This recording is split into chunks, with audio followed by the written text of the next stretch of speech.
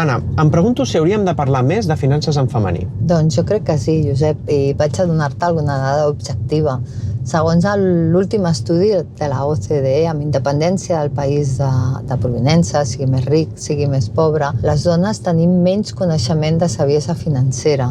I la saviesa financera incorpora 3 conceptes: la teoria, els coneixements bàsics de finances, la inflació, el tipus d'interès, el comportament que fem amb els nostres diners, amb què gastem, amb què estalviem, i l'actitud, si prenem decisions informades amb la informació que tenim al nostre abast. Amb comportament i actitud traiem la mateixa nota que els homes. En canvi, amb la teoria traiem menys nota, és a dir, ens falten coneixements financers bàsics. I a què creus que és degut?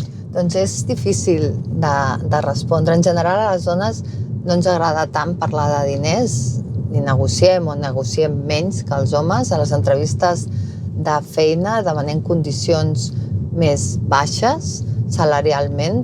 Com saps, a Espanya tenim una bretxa salarial del 18,7%. Això és que cobrem menys i, per tant, a nivell de pensions cobrarem menys quan ens jubilem. Les expectatives salarials per una mateixa feina als homes són un 6% superior a les dones. I no només això, a part tenim menys oportunitats perquè les dones en general només apliquen una feina quan compleixen el 100% dels requisits i els homes amb un 60% de compliment de requisits ja apliquen a la feina.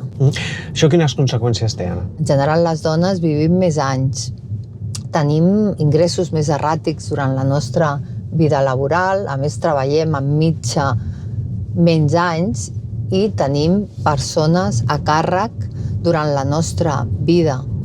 Parlant en plata, això és viure més anys, amb menys recursos i amb més responsabilitats. Exactament, no només això. Les dones, a part, participem menys del mercat financer, amb la qual cosa els nostres estalvis perden poder adquisitiu.